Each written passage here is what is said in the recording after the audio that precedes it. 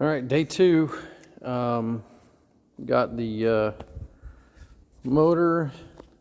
I had to go back and cut the motor out.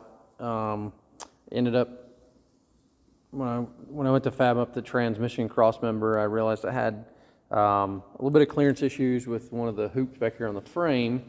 And so in order to make that better, I needed to drop the back of the transmission down, but that would have put the engine at 7 degrees of back tilt.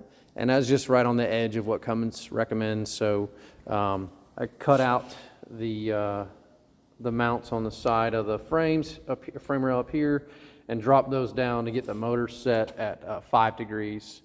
So that's where we're sitting now. Those are actual final welded in, so if they end up not being good, I'm gonna have to do a bunch of work to get them out. And then fabbed up a cross member for the transmission. So I was able to go, you can see where the mount is. It's right here for the transmission mount. I was able to go on the front side of it with my tube, which kept me really close to the factory transmission cross member location. And I put a plate here and then boxed it in. And this gives me plenty of room for the gas tank, which is over on this side. And then the other side is just fine.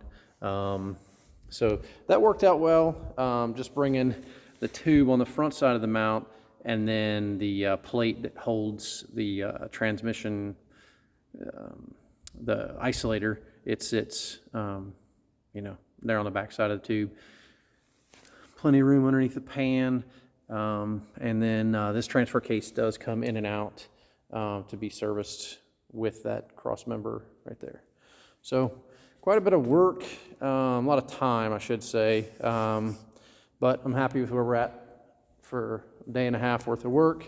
Now I'm going to jump into doing some troubleshooting while I got this thing apart. Need to figure out how I can make the factory transfer case sensor give me the same readout with this NP205 that I'm using. I think, no, it's, yeah, this transfer case.